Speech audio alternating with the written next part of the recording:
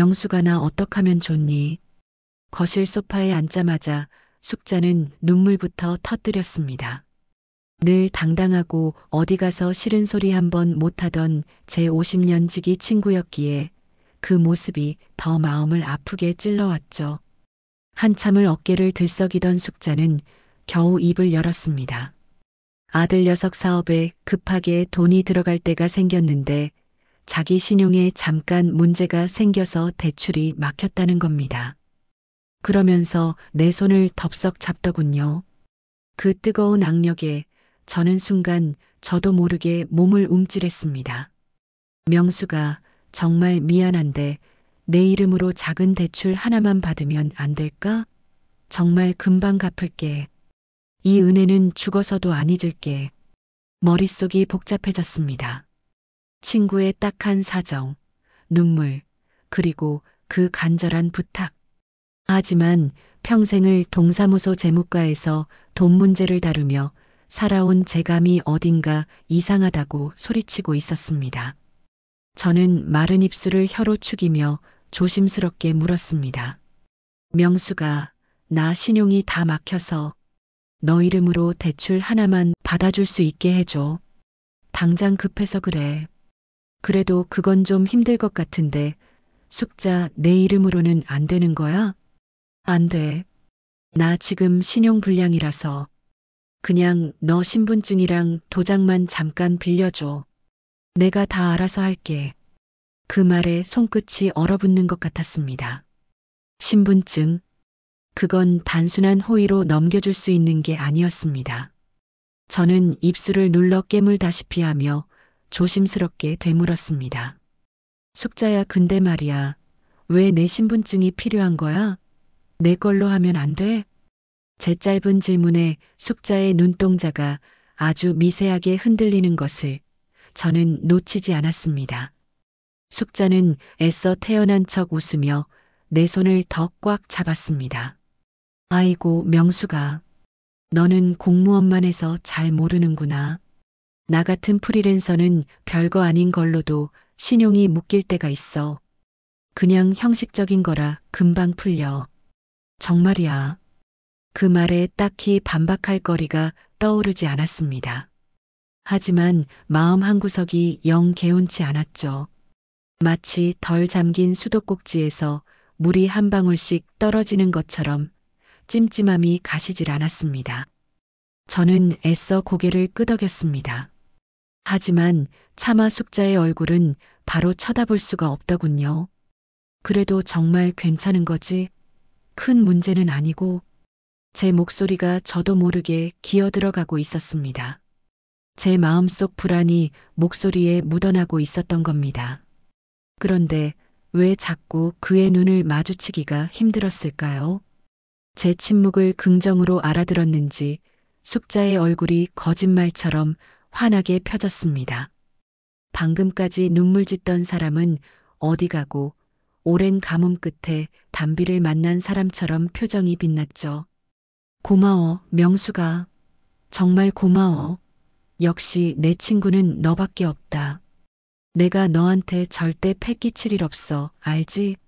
목소리 톤까지 한순간에 높아졌습니다.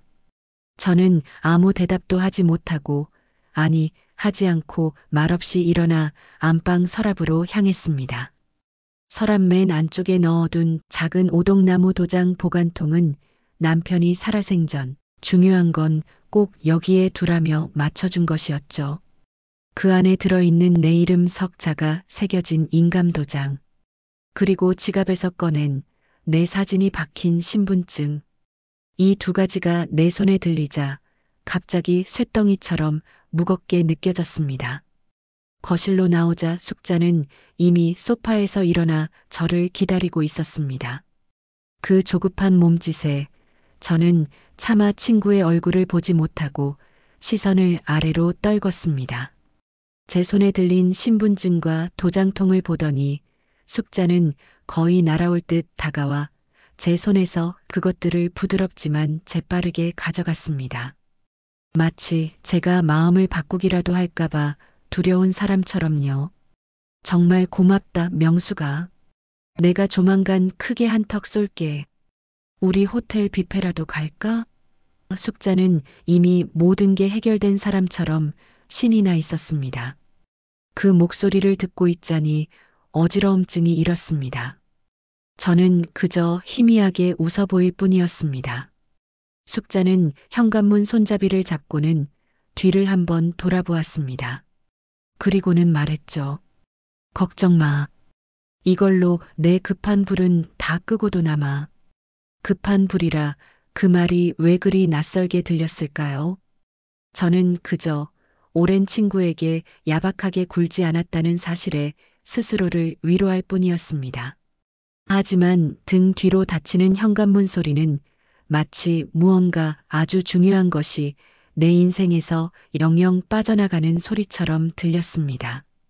숙자가 떠나간 현관은 한동안 텅 빈 정막에 잠겼습니다. 저는 그 자리에 못 박힌 듯 서서 방금 전 친구가 남기고 간 마지막 말을 곱씹고 있었습니다.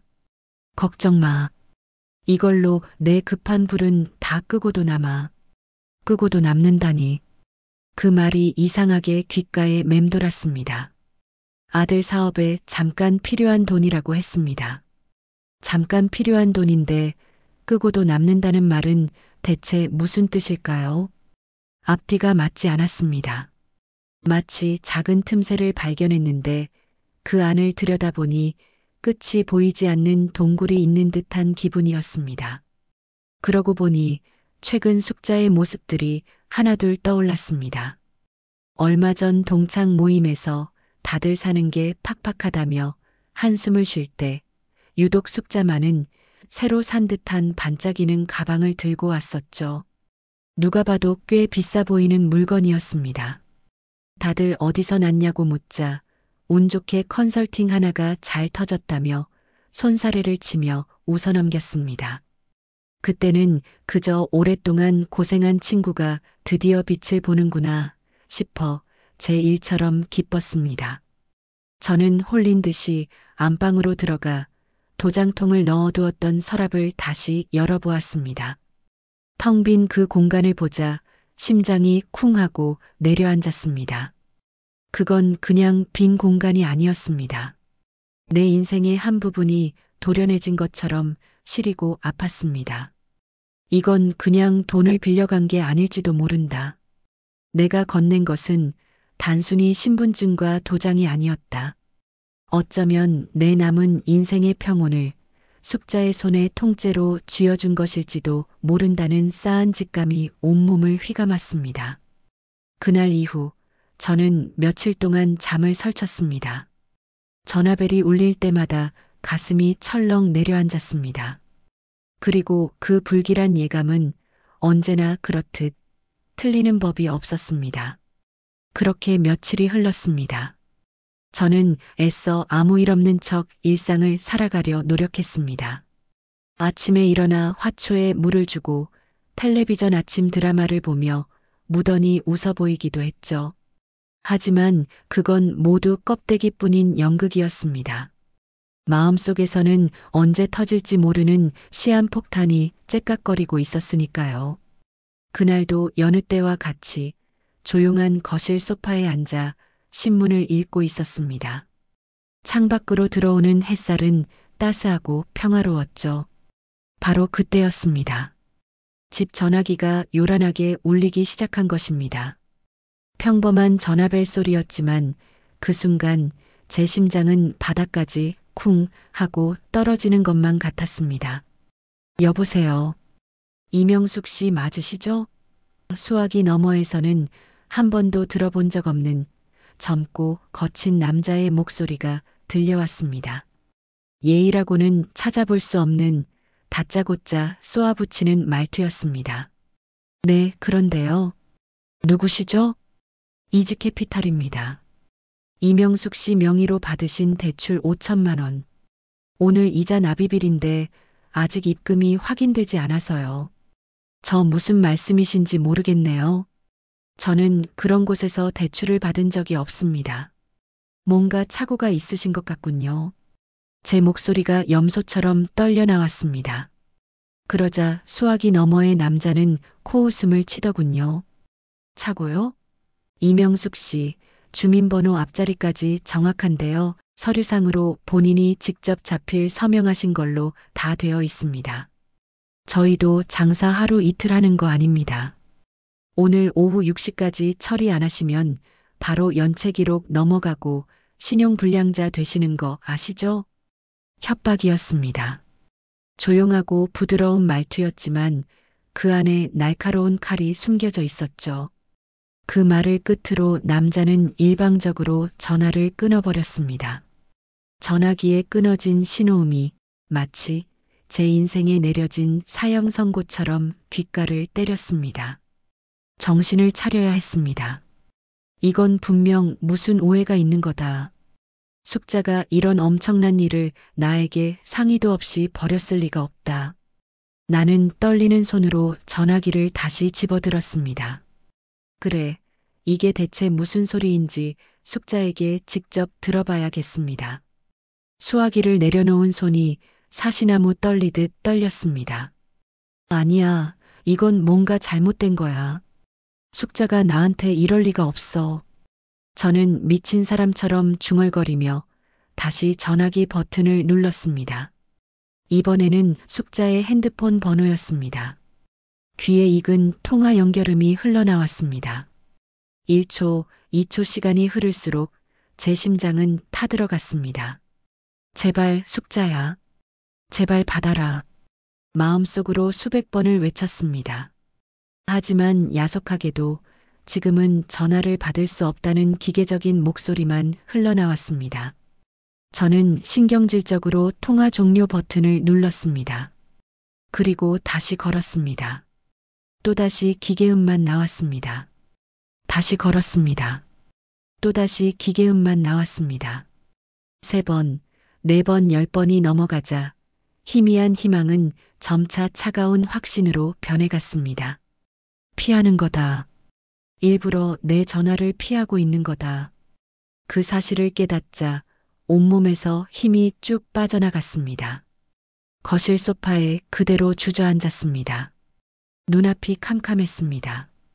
어떻게 해야 할지, 누구에게 이 사실을 말해야 할지 아무 생각도 나지 않았습니다. 그때 문득 아들 녀석의 얼굴이 떠올랐습니다. 그래, 아들에게 알려야 한다. 나 혼자서는 감당할 수 없는 일이다. 저는 떨리는 손으로 아들에게 전화를 걸었습니다. 몇 번의 신호음 끝에 퉁명스러운 아들의 목소리가 들려왔습니다. 어머니, 웬일이세요? 저 지금 바쁜데. 아들, 나다. 큰일 났다. 정말 큰일 났어. 제 다급한 목소리에 아들은 한숨부터 쉬더군요. 아, 또 무슨 일이신데요? 혹시 이상한 전화 받고 그러신 거 아니죠? 그거 다 보이스피싱이에요. 그냥 끊으세요. 아들의 무심한 말이 비수가 되어 가슴에 꽂혔습니다. 아니야. 그런 게 아니고 내 이모, 숙자 이모 있잖니. 그 이모가. 제가 말을 채 끝내기도 전에 아들이 말을 잘랐습니다. 어머니 숙자 이모님하고 또 싸우셨어요? 어머니, 친구분이랑 있었던 일을 왜 저한테 그러세요? 제가 뭘 어떻게 알아요? 두 분 일은 두 분이서 알아서 해결하셔야죠. 일단 진정하시고 제가 나중에 다시 전화 드릴게요. 저 지금 회의 들어가야 해서요. 끊습니다. 아들, 아들. 제가 애타게 불렀지만 전화는 이미 끊어져 있었습니다. 이대로 주저앉아 울고만 있을 수는 없었습니다. 저는 이를 악물었습니다. 그리고 마지막으로 한 번만 더 숙자에게 문자를 보내기로 결심했습니다. 이 전화 안 받으면 너와 나 여기서 끝이다. 짧은 문자였지만 거기에는 50년 우정에 대한 마지막 경고와 애원이 담겨 있었습니다. 문자를 보낸 지 채 1분도 지나지 않았을 때였습니다. 손에 쥐고 있던 핸드폰이 요란하게 울리기 시작했습니다. 화면에 뜬 이름 김숙자였습니다. 저는 잠시 숨을 골랐습니다. 터져나오려는 감정을 억누르고 차갑게 가라앉은 목소리로 전화를 받았습니다. 여보세요. 명수가, 너 왜 그래, 무섭게. 문자 보고 깜짝 놀랐잖아. 수화기 너머로 들려오는 숙자의 목소리는 이상하게도 조금 짜증이 섞여 있었습니다. 마치 제가 상황을 너무 예민하게 받아들인다는 듯한 그런 뉘앙스였습니다. 제 안에서 무언가 끓어오르는 것을 느꼈지만 저는 간신히 참아내며 말했습니다. 너 지금 어디니? 그리고 이지캐피탈이라는 곳, 대체 정체가 뭐야? 아, 그것 때문에 그랬구나. 내가 다 알아서 처리하려고 했는데 일이 조금 꼬였나 보네. 그냥 작은 오해가 있었던 거야. 걱정 마. 내가 해결한다니까. 오해. 또다시 그놈의 오해라는 단어가 튀어나왔습니다. 며칠 전 내 집 거실에서 들었던 그 변명이 지금은 세상에서 가장 역겨운 말처럼 들렸습니다. 오해? 숙자야. 5천만 원이 오해니? 사채업자한테서 전화가 걸려오고 오늘까지 돈 안 넣으면 신용불량자 된다는 협박을 받는 게 오해야? 제 목소리가 날카롭게 터져나갔습니다. 그러자 숙자의 목소리도 덩달아 높아졌습니다. 그러니까 내가 해결한다고 하잖아. 내가 아는 사람이 잠깐 급하다고 해서 명의만 빌려준 건데 그쪽에서 착오가 있었던 모양이야. 너는 50년 친구인 나를 못 믿어? 모든 게 이기적이었습니다. 내가 나한테 어떻게 이럴 수 있어? 내 이름으로, 내 도장으로. 어떻게? 제 절규에 가까운 외침에 숙자는 잠시 말이 없었습니다. 그러더니 이내 적반하장으로 소리를 지르더군요. 야, 이명숙, 너 지금 나 도둑 취급하는 거니? 내가 얼마나 급했으면 그랬겠어. 너한테 말하면 내가 잠도 못 자고 걱정할까 봐. 다 너 생각해서 그런 거라고. 내 맘도 몰라주고. 나를 생각해서 그랬다는 그 말. 그 순간 저는 깨달았습니다. 이 친구는 끝까지 자신의 잘못을 인정하지 않을 사람이구나. 내 고통보다 자신의 변명이 더 중요한 사람이구나. 저는 아무 말 없이 전화를 끊어버렸습니다. 더 이상 들을 가치도 없었습니다. 핸드폰을 내려놓자 신기하게도 마음이 차분하게 가라앉았습니다. 분노가 극에 달하면 오히려 고요해진다는 말이 사실이었습니다. 그래, 숙자야. 내가 말하는 그 오해라는 거 내 눈으로 직접 확인해 봐야겠다. 내가 내 뒤에서 무슨 짓을 했는지 내 두 눈으로 똑똑히 말이야. 그날 밤 저는 한숨도 자지 못했습니다. 어둠 속에서 눈을 뜬 채로 천장만 바라보며 밤을 꼬박 새웠습니다. 친구를 향한 미움과 내 자신에 대한 자책감이 번갈아가며 저를 괴롭혔습니다. 다음 날 아침 저는 기계처럼 몸을 일으켰습니다. 어제와는 다른 종류의 결심이 서 있었죠. 차갑게 식어버린 분노는 이제 단단한 각오가 되어 있었습니다. 그래, 가자. 은행에 가서 모든 것을 확인하자. 숙자의 말이 사실인지 아니면 사채업자의 말이 사실인지 내 눈으로 직접 봐야 끝이 나는 싸움이다. 외출을 위해 옷을 챙겨 입고 현관으로 향하는 순간이었습니다. 핸드폰에서 짧은 알림음이 울렸습니다. 스팸 문자려니 하고 무심코 화면을 들여다본 제 눈이 그 자리에 얼어붙었습니다. 발신자는 처음 보는 번호였지만 내용은 분명했습니다. 신용알림 이명숙님의 신용평점이 7등급으로 하락하였습니다. 사유단기금융 연체 발생. 어제 사채업자의 협박 전화는 어쩌면 그들의 거짓말일 수도 있다고 애써 생각했습니다. 하지만 신용평가사에서 보낸 이 문자는 달랐습니다. 이건 국가가 인정한 빼도 박도 못하는 사실이었습니다. 쿵 하고 심장이 내려앉는 소리가 들리는 듯 했습니다.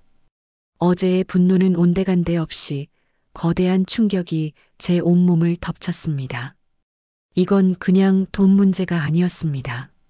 이건 제 인생 전체에 대한 모욕이었습니다. 제가 62년간 단단하게 쌓아 올린 성실함과 정직함이라는 탑을 내 가장 가까운 친구가 하룻밤 사이에 폭탄으로 무너뜨려 버린 겁니다. 숨이 턱 막히고 눈앞이 아찔했습니다. 이대로 주저앉아 버린 것만 같았습니다. 아니다. 정신 차리자, 이명숙. 여기서 무너지면 정말 끝이다. 저는 비틀거리는 다리에 힘을 주며 가까스로 벽을 짚고 일어섰습니다. 지갑을 움켜쥔 손에 바짝 힘이 들어갔습니다. 당장 은행에 가야 했다. 이 문자가 정말 사실인지, 내 통장에서 대체 무슨 일이 벌어지고 있는지 지체할 시간이 없었다.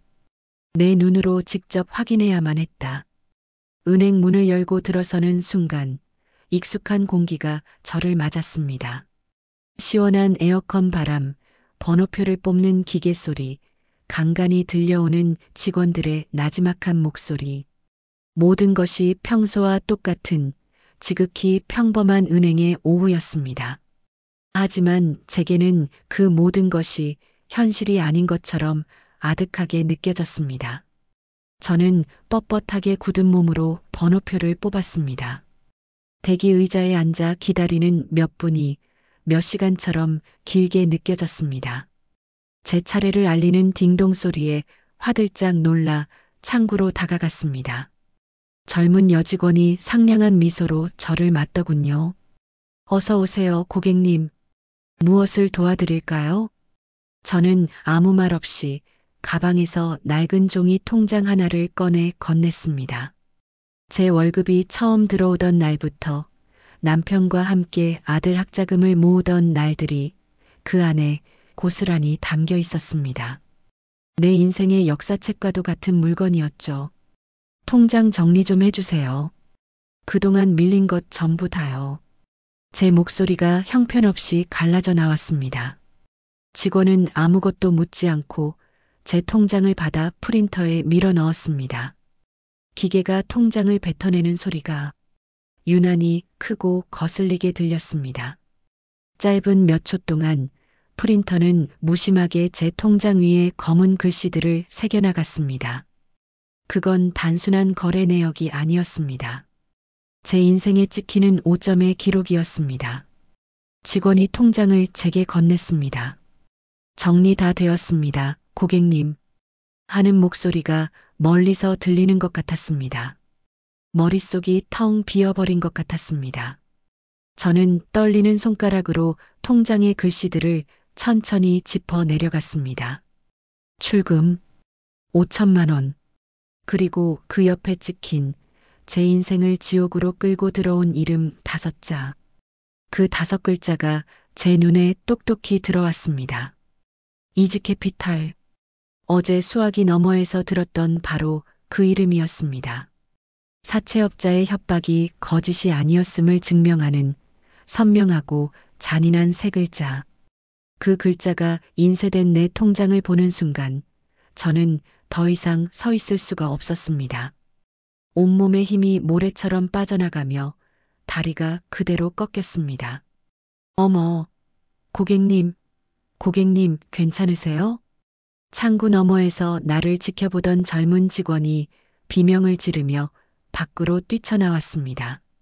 주변 사람들의 웅성거리는 소리, 나를 부르는 다급한 목소리, 모든 것이 멀게만 들렸습니다. 저는 차가운 은행 바닥에 주저앉은 채 손에서 떨어뜨린 통장만 멍하니 바라보았습니다.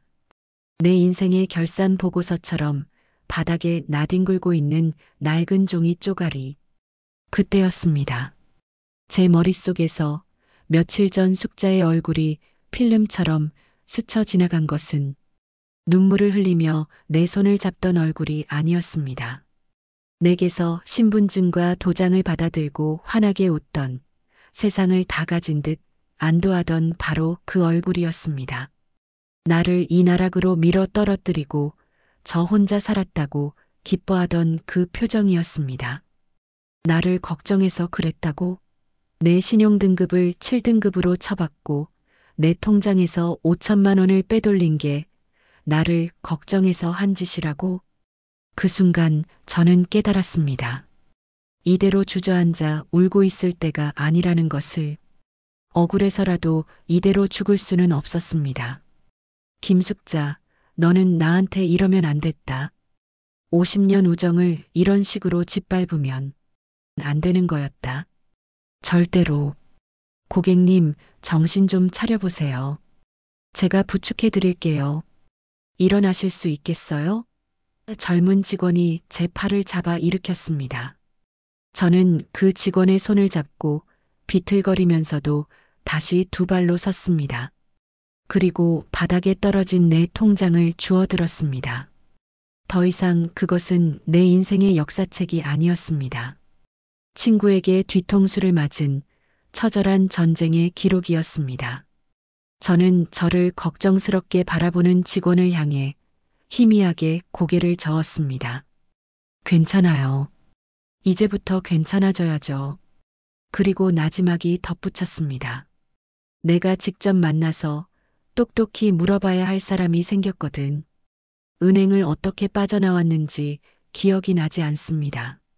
저를 부축해주던 직원의 얼굴도 주변의 웅성거림도 아무것도 제 귀에 들어오지 않았습니다. 제 머릿속에는 오직 단 하나의 생각만이 남아 있었을 뿐입니다. 김숙자를 만나야 한다. 택시를 잡아 타고 숙자가 사는 아파트로 향하는 내내 저는 창밖만 멍하니 바라보았습니다. 빠르게 스쳐 지나가는 풍경들처럼 숙자와의 50년 세월이 머릿속을 어지럽게 맴돌았습니다. 함께 웃고 울었던 그 모든 시간이 이제 와서는 거대한 사기극의 일부처럼 느껴졌습니다. 가슴속에서 차갑게 식었던 분노가 다시 뜨거운 불길이 되어 타오르기 시작했습니다. 숙자의 아파트 앞에 내렸습니다. 몇 년 전 남편 퇴직금으로 더 좋은 집으로 이사했다며 자랑하던 곳이었죠. 그때는 내 일처럼 기뻐해 주었는데 지금 보니 그 모든 게 다르게 보였습니다. 저는 조금의 망설임도 없이 현관벨을 눌렀습니다. 한 번, 그리고 또 한 번. 마치 문을 부술 것처럼 집요하게 눌렀습니다. 잠시 후 인터폰 너머로 짜증 섞인 목소리가 들려왔습니다. 누구세요? 나다. 문 열어. 제 목소리라는 걸 알았는지 숙자는 잠시 말이 없었습니다. 그리고 곧 철컥 하는 소리와 함께 문이 열렸습니다.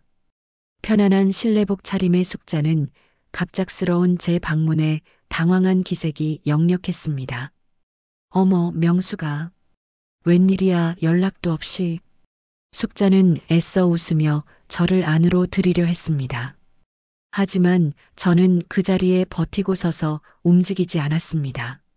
그리고 가방에서, 은행에서 막 정리하고 나온 내 통장을 꺼내 보였습니다. 이거 설명해봐. 제 목소리는 얼음장처럼 차가웠습니다. 제 손에 들린 통장을 본 숙자의 얼굴이 순간 하얗게 질렸습니다. 그 표정 하나만으로도 저는 모든 것을 알 수 있었습니다. 숙자는 황급히 주위를 살피며 제 팔을 잡아 끌었습니다. 명수가 왜 이래? 일단 들어와서 얘기해. 응? 이러지 말고. 싫어. 저는 단호하게 숙자의 손을 뿌리쳤습니다. 싫어. 여기서 해. 내가 내 통장에 무슨 짓을 했는지 내 입으로 직접 설명하라고. 숙자의 얼굴에서 당황한 기색이 서서히 사라지고 있었습니다. 그리고 그 자리에 차갑고 오만한 냉소가 어리는 것을 나는 똑똑히 보았습니다. 아, 전쟁이 시작된 것이다. 내 싸늘한 시선과 마주한 숙자의 얼굴 근육이 미세하게 떨렸습니다. 그녀는 이내 거짓된 미소조차 거두어 버리고 차갑게 굳은 표정으로 나를 마주했습니다. 현관 복도를 사이에 둔 우리 사이에는 더 이상 50년의 우정 따위는 존재하지 않았습니다. 원고와 피고 혹은 채권자와 채무자만이 서 있을 뿐이었죠. 너 정말 왜 이래? 사람 무안하게. 그래, 그거 내가 쓴 거 맞아. 숙자는 마침내 시인했습니다. 하지만 그 말투에는 미안함이라고는 조금도 섞여 있지 않았습니다. 오히려 귀찮은 것을 빨리 털어버리려는 듯한 태도였죠. 하지만 내가 내 돈 떼어 먹으려고 작정한 게 아니잖아. 곧 막아서 채워 넣으려고 했어. 정말이야. 꼭 그 고지 언젠데? 저는 한 발짝 더 다가섰습니다. 숙자는 저도 모르게 한 걸음 뒤로 물러섰습니다. 사채업자한테서 전화가 오고 평생 1등급이던 내 신용이 7등급으로 떨어졌는데 그게 곧 해결될 일이야? 5천만 원이 길에 굴러다니는 돈인 줄 알아? 그게 내 쌈짓돈이냐고. 제 목소리가 저도 모르게 높아졌습니다. 그러자 숙자는 기다렸다는 듯이 혹은 준비했다는 듯이 피해자 행세를 하기 시작했습니다. 내가 오죽했으면 그랬겠냐. 너는 평생 공무원으로 먹고 살 걱정 없이 살아서 내 사정 같은 건 모르지? 내가 이 나이에 사람들한테 아쉬운 소리하며 사는 게 얼마나 비참한지 알아? 50년 친구가 돼서 그것도 이해 못해줘? 이해? 저는 헛웃음을 터뜨렸습니다. 내가 지금 나한테 이해를 말할 자격이 있어? 나한테 의논 한마디 없이 내 인생을 담보로 도박을 해놓고 이제 와서 나더러 내 사정을 이해해달라고? 내가 얼마 전에 동창회에 들고 나왔던 그 명품 가방, 신고 있던 그 반짝이는 새 구두가 내가 말하는 그 비참한 사정의 증거니? 제 말에 숙자의 얼굴이 시뻘게 달아올랐습니다. 전곡을 찔린 것이죠. 그건, 그래, 어쩔 건데. 숙자는 말이 막히자 이내 악을 쓰기 시작했습니다. 이미 벌어진 일이야. 내가 뭘 할 수 있는데?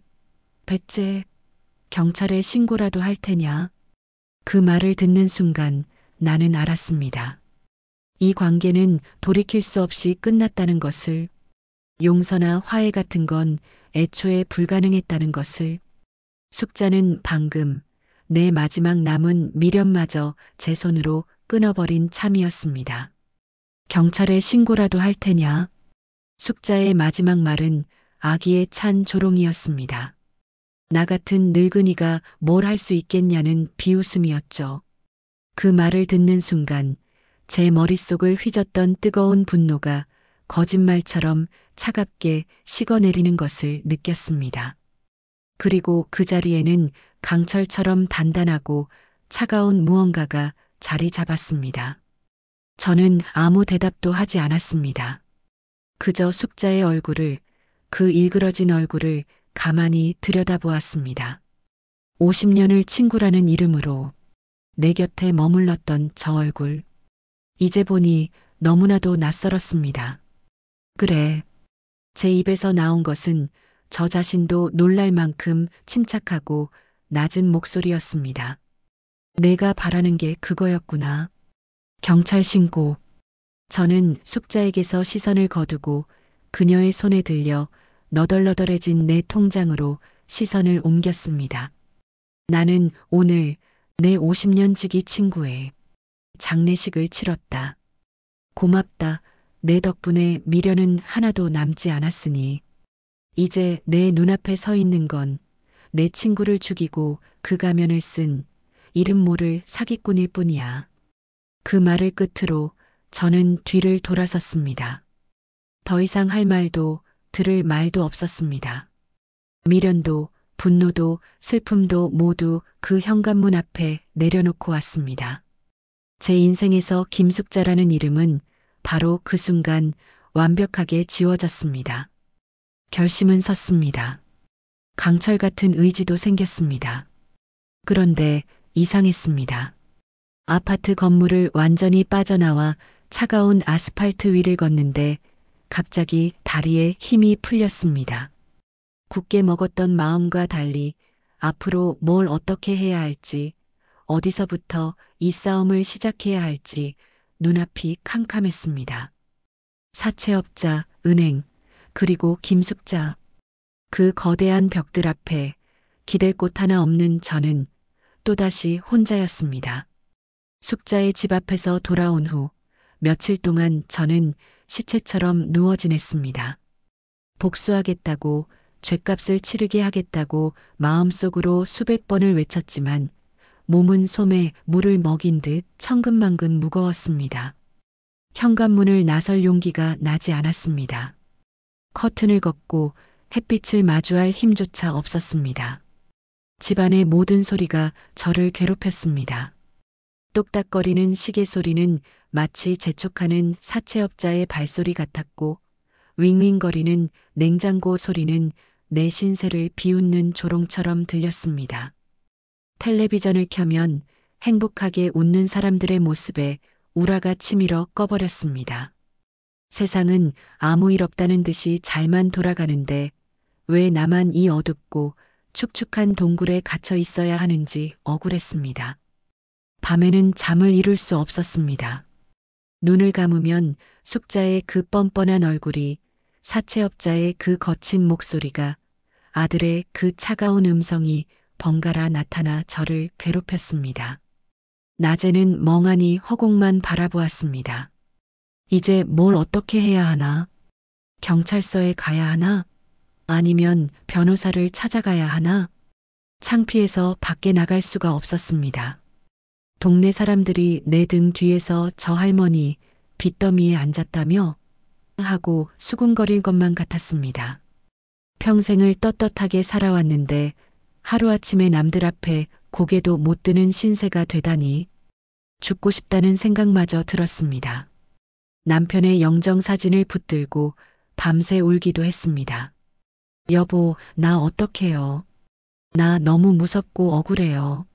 내가 뭘 그렇게 잘못했을까요? 그렇게 며칠을 폐인처럼 보냈을 때였습니다. 우편함에 꽂혀있던 관리비 고지서 한 장을 발견했습니다. 늘 아무 생각 없이 내던 평범한 고지서. 하지만 그날은 그 종이 한 장이 마치 내 남은 인생에 대한 사망 선고처럼 느껴졌습니다. 이 돈은 또 어떻게 내나? 앞으로는 또 어떻게 살아가나? 그 순간 바닥을 친 절망 속에서 문득 다른 생각이 고개를 들었습니다. 이대로 무너질 수는 없다. 이대로 썩어 문드러질 수는 없어. 뭐라도 해야 했다. 살기 위해 뭐라도 해야만 했다. 아주 작은 것부터라도. 관리비 고지서를 손에 든 채 저는 한참을 그 자리에 서 있었습니다. 며칠 만에 마주한 현실의 무게였습니다. 이까짓 종이 한 장에 내 남은 인생이 저당 잡힌 것만 같아 기가 막혔습니다. 하지만 바로 그 순간이었습니다. 바닥까지 꺼져버렸던 마음속에서 아주 작은 불씨 하나가 다시 타오르기 시작한 것입니다. 이대로 죽을 수는 없다. 그래, 이까진 일에 무너져서야 평생을 꼿꼿하게 살아온 이명숙이 아니지. 저는 비틀거리며 욕실로 향했습니다. 거울 속에 비친 제 모습은 영락없는 몰골이었습니다. 퀭한 눈, 푸석한 피부, 하얗게 질린 입술. 저는 거울 속의 저를 똑바로 마주 보았습니다. 그리고 차가운 물을 받아 세수를 했습니다. 정신이 번쩍 드는 것 같았습니다. 내가 할 수 있는 일, 지금 당장 내가 할 수 있는 아주 작은 일, 그것은 바로 사실을 다시 확인하는 것이었습니다. 감정에 휘둘려 주저앉아 있는 대신 종이에 찍힌 글자들을 똑바로 마주하는 것. 그것이 내가 이 늪에서 빠져나오기 위해 내디딜 수 있는 첫걸음이었습니다. 저는 며칠 만에 외출복으로 갈아입었습니다. 다시 은행으로 갈 참이었습니다. 지난번처럼 분노에 차서도 아니었고 처음처럼 불안에 떨면서도 아니었습니다. 그저 내가 마주해야 할 현실을 확인하러 가는 담담한 발걸음이었습니다. 은행은 여전히 분주했습니다. 며칠 전 제가 이 차가운 바닥에 주저앉아 무너졌던 곳이라고는 믿기지 않을 만큼 모든 것이 평온했습니다. 저는 애써 그날의 기억을 지우며 번호표를 뽑았습니다. 제발 그날 그 직원은 아니기를. 마음속으로 빌었습니다. 하지만 운명은 야속하게도 제 번호를 바로 그 창구로 안내했습니다. 저는 크게 심호흡을 한번 하고 창구 앞으로 다가갔습니다. 저를 알아본 젊은 직원의 눈이 동그래졌습니다. 어서 오세요, 어머님. 오늘은 괜찮으신가요? 저는 처음으로 고개를 들어 그 직원의 얼굴을 마주 보았습니다. 네, 이제 괜찮아져야죠. 그리고 용기를 내어 이곳에 다시 온 이유를 말했습니다. 저 거래 내역 증명서 좀 떼려고요. 그날 이후로 모든 기록이 다 필요하게 돼서요. 제가 그날 이후로라고 말하는 순간 직원의 눈빛이 미세하게 변하는 것을 느꼈습니다. 마치 제 말에 담긴 모든 사연을 다 알아들었다는 듯한 깊고 단단한 눈빛이었습니다. 제 말에 젊은 직원의 눈빛이 깊어졌습니다. 그녀는 잠시 저를 바라보더니 이내 결심한 듯 키보드에 손을 올렸습니다. 그 손놀림은 망설임 없이 빠르고 정확했습니다. 알겠습니다, 어머님. 이명숙님 명의로 된 모든 계좌, 최근 6개월간 입출금 거래 내역 전부 출력해 드릴게요. 혹시 대출 관련 서류도 같이 필요하신가요? 직원의 마지막 질문은 그저 단순한 질문이 아니었습니다. 저는 당신의 상황을 짐작하고 있습니다. 당신에게 필요한 도움을 드릴 준비가 되어 있습니다. 라고 하는 무언의 신호였습니다. 저는 저도 모르게 고개를 세차게 끄덕였습니다. 네네, 부탁합니다. 관련된 건 전부 다요. 직원은 말없이 서류들을 출력하기 시작했습니다. 프린터가 쉴 새 없이 종이를 뱉어내는 동안 은행 직원은 무심히 화면을 들여다보다가 뭔가 걸린 듯 손을 멈췄다. 며칠 전 이 계좌에 연동된 대출 서류가 접수된 게 있습니다. 은행 직원은 책상 위에 한 봉투를 내려놓았습니다. 그리고 직원은 몸을 제 쪽으로 기울이며 나지막이 말했습니다. 주변의 다른 사람들이 듣지 못하도록 목소리를 낮춘 세심한 배려였습니다. 어머님, 제가 어쩌면 주제넘은 말씀을 드리는 걸지도 모르겠습니다. 하지만 이런 일이 생기면 가장 먼저 하셔야 할 일은 모든 서류에 찍힌 도장이 어머님 것이 맞는지 그리고 위조된 것은 아닌지 확인하는 거예요. 그리고 그 도장이 언제 어디서 사용되었는지 동선을 파악하시는 게 무엇보다 중요합니다.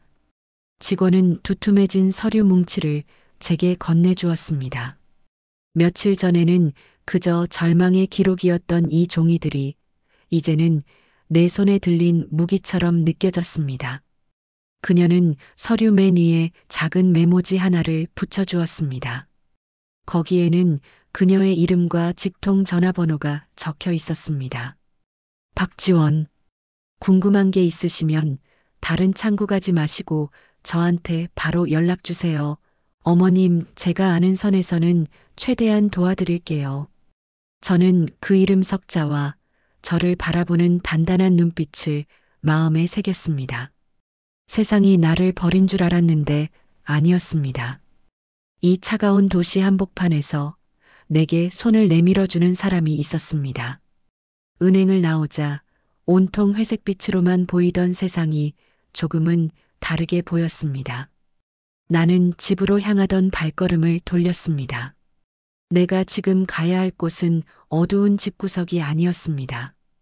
김숙자가 그날 내게서 도장을 받아들고 나섰던 바로 그 길. 내 모든 것을 앗아간 그 길을 되짚어보는 것이 내 길고 긴 복수의 첫걸음이 될 것이었다. 은행 문을 나서는 내 발걸음은 더 이상 무겁지 않았습니다.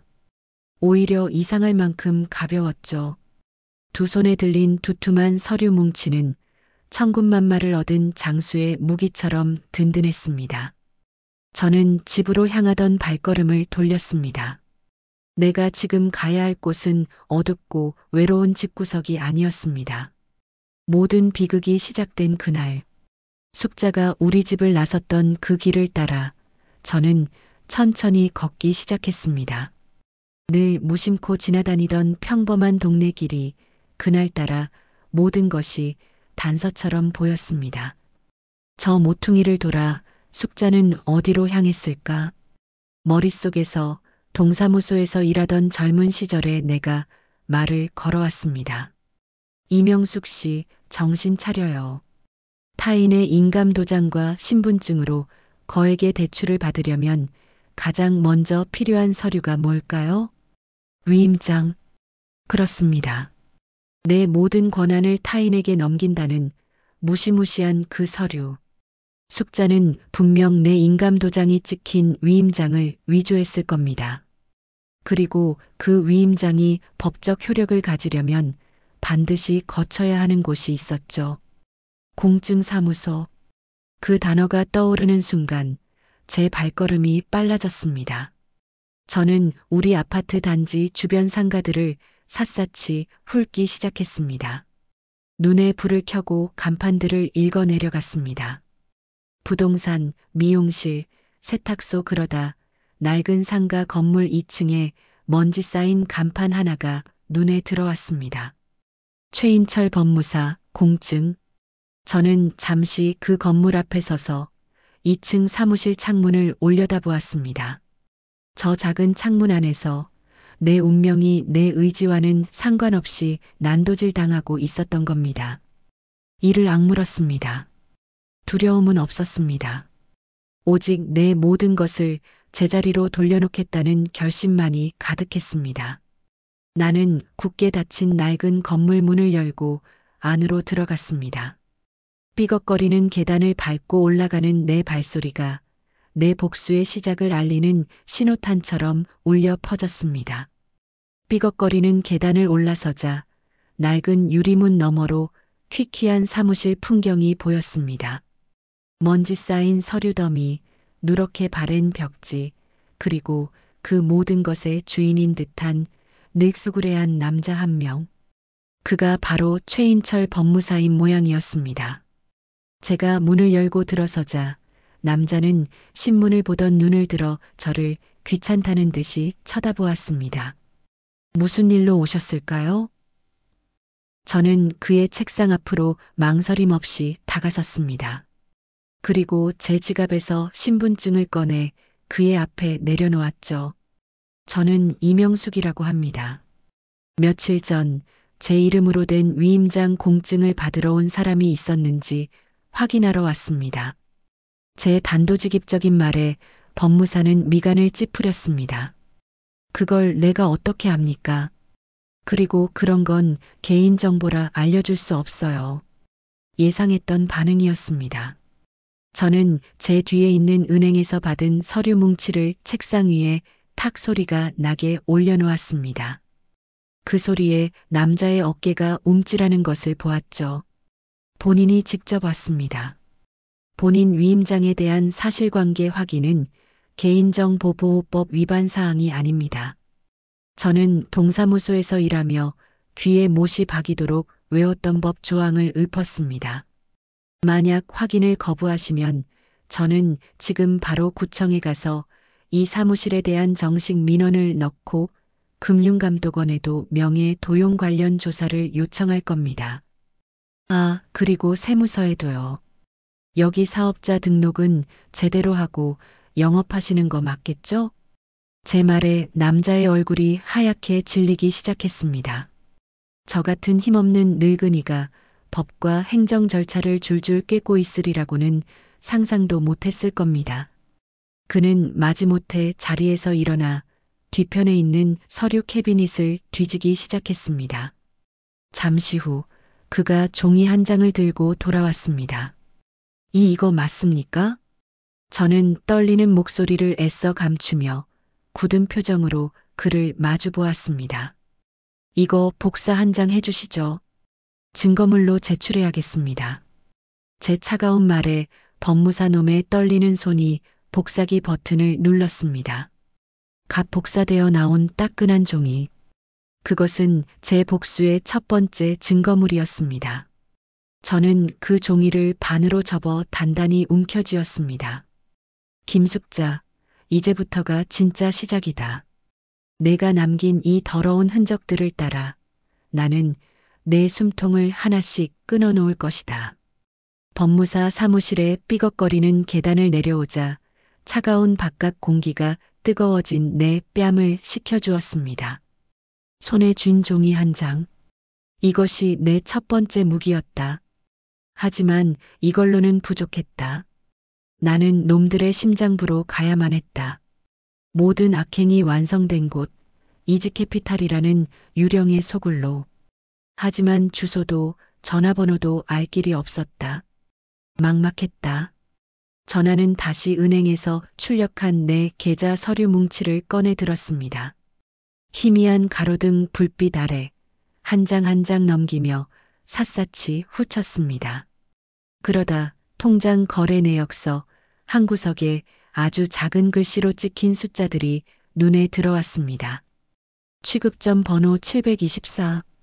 동사무소에서 일했던 경험이 다시 한번 나를 도왔습니다. 모든 은행 지점에는 고유의 번호가 있었다. 나는 곧바로 핸드폰을 꺼내 724번 지점을 검색했습니다. 그리고 화면에 뜬 주소를 확인하는 순간 나는 잠시 숨을 멈췄습니다. 강남. 그것도 가장 번화한 강남역 근처의 지점이었습니다. 저는 곧바로 지하철을 타고 강남으로 향했습니다. 지하철 창문에 비친 내 얼굴은 더 이상 슬픔에 잠긴 늙은이의 얼굴이 아니었습니다. 먹잇감을 발견한 사냥꾼의 차갑고 이성적인 얼굴이었습니다. 주소지에 도착하자 눈앞에는 낡은 건물이 아닌 번쩍이는 오피스텔 건물이 서 있었습니다. 허름한 사채 사무실일 거라는 내 예상은 완전히 빗나갔습니다. 건물 입구의 층별 안내판에서 나는 마침내 그 이름을 발견했습니다. 704호 이지캐피탈. 나는 그 건물 맞은편 카페에 자리를 잡고 앉았습니다. 그리고 유리창 너머로 이지캐피탈이 있는 7층을 올려다보았습니다. 저 안에 내 인생을 망가뜨린 자들이 있었다. 나는 더 이상 서두르지 않기로 했습니다. 섣불리 덤벼들었다가는 또 당할 뿐이다. 저들을 한 번에 그리고 완벽하게 무너뜨리기 위해서는 저들의 모든 것을 알아야만 했다. 나는 차가운 커피를 마시며 조용히 그리고 차갑게 그들을 지켜보기 시작했다. 차가운 커피는 이미 맹물처럼 변해 있었습니다. 하지만 저는 자리를 뜰 수가 없었습니다. 카페 유리창 너머로 보이는 번쩍이는 오피스텔 건물. 그 건물 7층에 내 인생을 통째로 집어삼키려 한 괴물들이 살고 있었습니다. 저는 그날 마치 돌부처처럼 앉아 하루 종일 건물을 드나드는 사람들을 지켜보았습니다. 점심시간이 되자 말끔하게 차려입은 직장인들이 무리지어 나왔다 들어가고 배달 오토바이들이 쉴 새 없이 오갔습니다. 그 평범한 풍경 속에서 저는 7층으로 향하는 자들을 가려내기 위해 눈에 힘을 주었습니다. 몇 시간이 지났을까?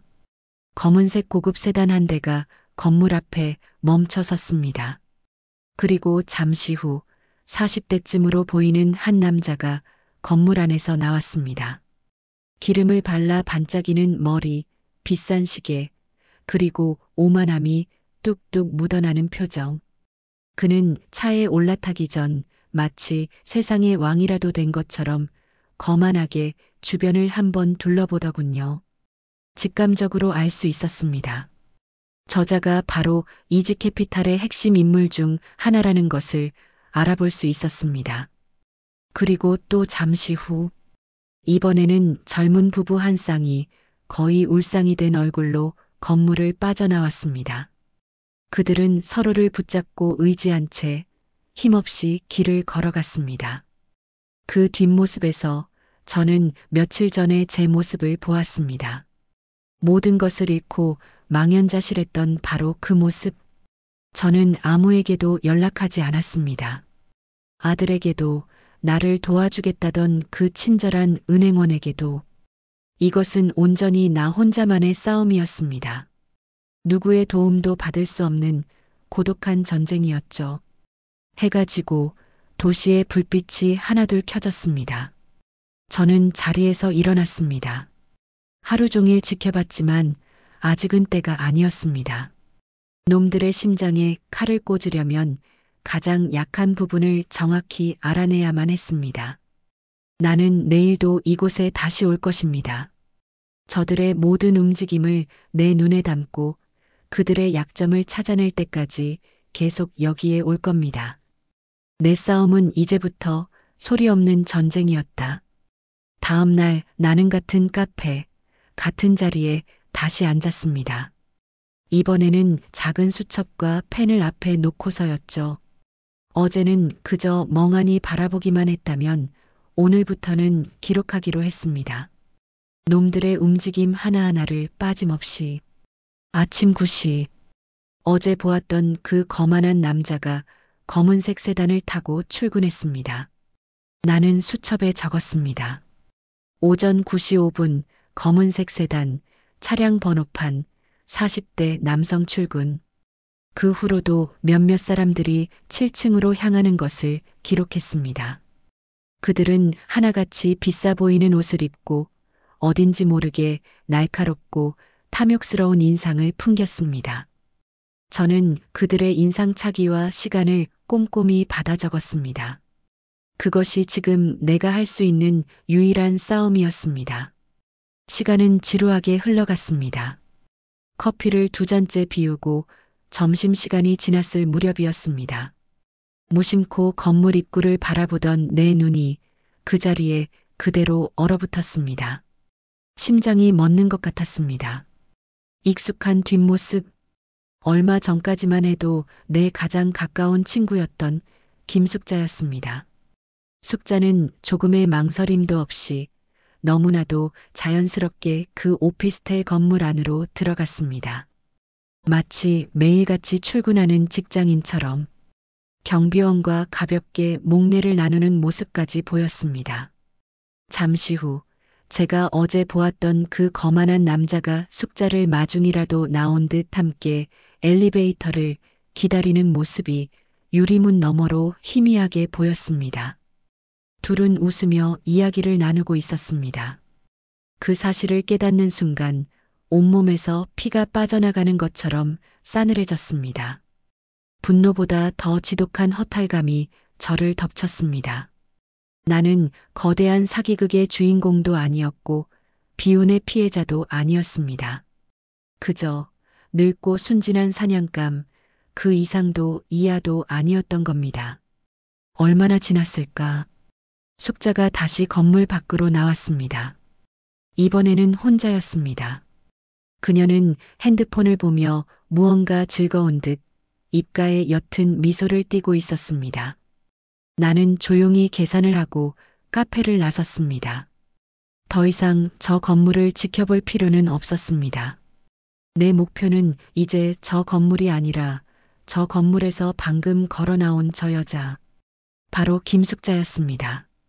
나는 숙자의 뒤를 들키지 않도록 거리를 유지하며 그림자처럼 밟기 시작했습니다. 강남의 번잡한 거리는 숨을 곳이 많았습니다. 나는 스카프를 고쳐매고 사람들 무리에 섞여 숙자의 뒤를 밟았습니다. 심장이 긴장으로 세차게 뛰었지만 정신은 얼음처럼 차가웠습니다. 저 여자가 어디로 가는지, 누구를 만나는지 내 눈으로 똑똑히 봐야만 했습니다. 숙자는 한참을 걷더니 익숙하게 한 상가 건물 안으로 들어섰습니다. 유리문에는 강남 제1공인중개사라고 쓰여 있었습니다. 부동산. 그 글자를 보는 순간 저는 모든 것을 깨달았습니다. 숙자는 빚을 갚으려고 내 돈을 쓴 게 아니었습니다. 처음부터 내 돈으로 자신의 재산을 불릴 생각이었던 겁니다. 저는 길 건너편에 서서 유리창 너머로 부동산 안을 들여다보았습니다. 숙자는 아내 직원과 아주 친한 듯 웃으며 인사를 나누고 소파에 앉아 서류 몇 장을 검토하기 시작했습니다. 그 모습은 돈에 쪼들리는 비참한 친구가 아니라 새로운 투자처를 물색하는 성공한 사업가의 모습, 바로 그것이었습니다. 한참을 그렇게 지켜보고 서 있는데 주머니 속 핸드폰이 짧게 울렸습니다. 꺼내보니 발신인은 김숙자였습니다. 방금 전까지 내 눈앞에서 다른 남자와 웃고 떠들던 바로 그 여자. 그리고 지금은 부동산에서 땅 문서를 뒤적이고 있는 바로 그 여자였습니다. 명수가 아직도 화 많이 났니? 내가 다 해결하고 있으니까 걱정 말고 조금만 기다려줘. 우리 50년 우정이 이런 일로 흔들리면 안 되잖니. 정말 미안하다, 친구야. 나는 떨리지 않는 손으로 핸드폰을 들어 올렸습니다. 그리고 카메라를 켰습니다. 줌을 당기자 부동산 안에서 서류를 보며 환하게 웃고 있는 김숙자의 얼굴이 화면에 가득 찼습니다. 나는 소리가 나지 않도록 조심하며 셔터 버튼을 눌렀습니다. 찰칵.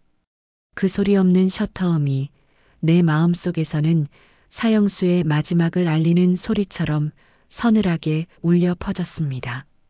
첫 번째 증거는 서류였다. 그리고 두 번째 증거는 바로 내 얼굴이다, 숙자야.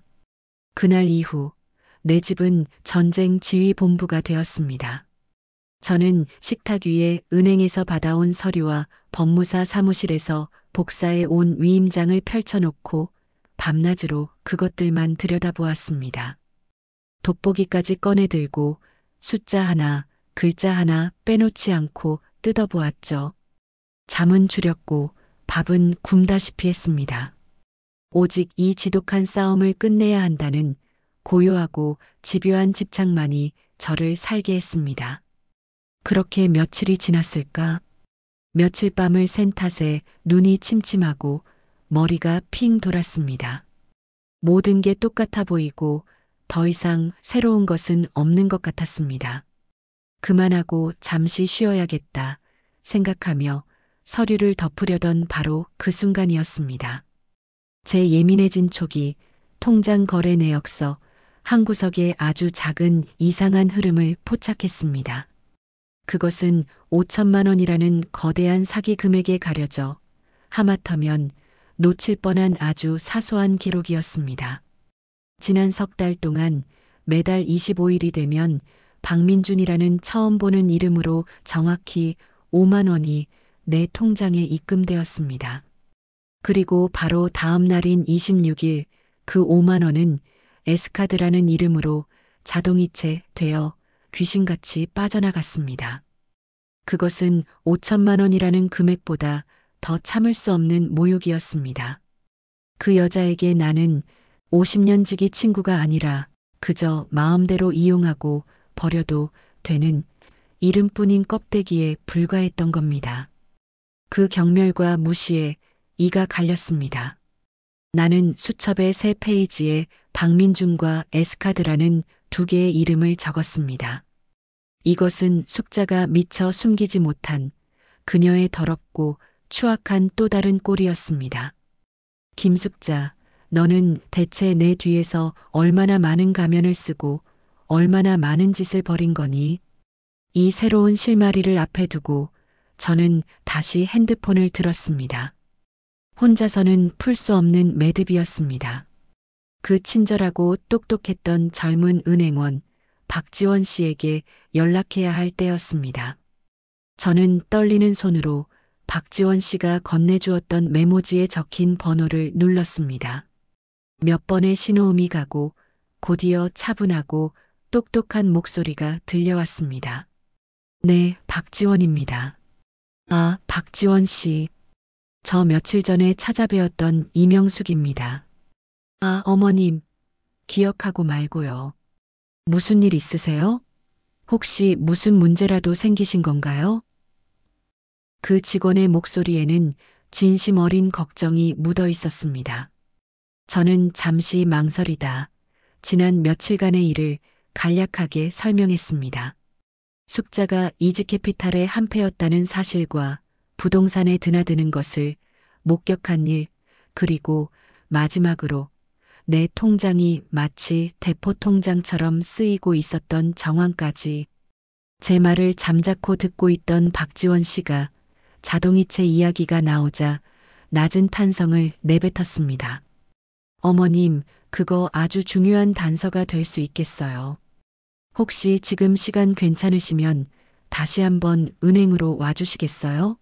제가 점심시간을 이용해서 잠깐 뵙겠습니다. 그녀의 말에는 확신이 실려 있었습니다. 저는 한달음에 은행으로 달려갔습니다. 이번에 박지원 씨는 저를 창구가 아닌 안쪽에 있는 작은 상담실로 안내했습니다. 문이 닫히자 비로소 우리 두 사람만의 비밀스러운 작전 회의가 시작된 것 같았습니다. 저는 제가 가진 모든 것을 테이블 위에 올려놓았습니다. 법무사에게서 받아낸 위임장 사본, 숙자의 사진, 그리고 문제의 자동이체 내역이 형광펜으로 표시된 거래 내역서까지. 박지원 씨는 전문가의 눈으로 서류들을 꼼꼼히 살폈습니다. 어머님, 제가 이 S카드 주인이 누군지 직접 조회해 드릴 수는 없어요. 그건 명백한 불법이니까요. 그 직원은 단호하게 선을 그었습니다. 하지만 이내 말을 이었습니다. 하지만 방법이 전혀 없는 건 아니에요. 만약 이 카드가 김숙자 씨 본인 카드라는 것만 증명할 수 있다면 이건 단순한 사기 사건이 아니게 됩니다. 타인의 통장을 차명계좌로 이용해서 본인의 금융거래를 한 것이니 명백한 금융실명법 위반의 증거가 되거든요. 그때 박지원 씨가 결정적인 질문을 던졌습니다. 어머님, 이 자동이체 이번 달에도 또 실행될까요? 네, 날짜를 보니 26일이니까 다음 주네요. 그러자 박지원 씨의 눈이 반짝 빛났습니다. 그럼 방법이 있어요. 그 자동이체를 일부러 실패하게 만드는 거예요. 이체일 전날 이 통장의 잔액을 5만 원 미만으로 만들어버리는 겁니다. 그러면 카드 연체 알림이 카드 주인에게 직접 가겠죠. 그때 그 여자가 어떻게 반응하는지 보는 겁니다. 자동이체를 실패하게 만들어라. 그 말을 듣는 순간 저는 캄캄한 어둠 속에서 한 줄기 빛을 본 것 같았습니다. 이것은 더 이상 도망치고 방어하는 것이 아니었습니다. 덫을 놓고 쥐가 스스로 걸어 들어오기를 기다리는 교활한 공격의 시작이었습니다. 다음 주 금요일 25일이 되었습니다. 저는 아침 일찍 일부러 집에서 가장 가까운 은행 자동화 기기로 향했습니다. 박지원 씨의 조언대로 덫을 놓기 위해서였죠. ATM 화면에 뜬 내 통장 잔액은 5만 3천 원이었습니다. 숙자가 박민준이라는 가짜 이름으로 넣어둔 돈이 그대로 남아 있었죠. 저는 출금 버튼을 누르고 정확히 5천 원을 인출했습니다. 화면에 찍힌 잔액은 4만 8천 원. 이 간단한 행동 하나가 이토록 짜릿하고 통쾌할 수 있다는 것을 저는 처음 알았습니다. 이것은 내 의지로 행하는 첫 번째 공격이었습니다. 저는 조용히 기계에서 나온 영수증을 챙겨 집으로 돌아왔습니다. 그리고 다음 날 26일 결전의 날이 밝았습니다. 저는 하루 종일 아무것도 하지 않고 전화기만 쳐다보았습니다. 초조하지 않았습니다. 오히려 그 긴장감이 즐거웠습니다. 사냥감이 덫에 걸리기 직전 숨을 죽이고 기다리는 사냥꾼의 심정이 꼭 이럴 것 같았습니다. 오후 2시가 조금 넘었을 때였습니다. 드디어 전화벨이 울렸습니다. 화면에 뜬 이름 김숙자. 저는 일부러 받지 않고 벨소리가 5번쯤 울리기를 기다렸습니다. 그리고 최대한 아무것도 모르는 평소의 목소리로 전화를 받았습니다. 여보세요? 야, 이명숙. 수화기 너머에서는 이성을 잃은 숙자의 고함이 터져 나왔습니다. 너 내 통장에 손댔어? 지금 카드값 연체됐다고 문자 날아왔잖아. 이게 무슨 짓이야? 내 통장, 내 카드값. 내 통장? 숙자야, 무슨 소리니? 그 통장 내 이름으로 된 내 통장인데.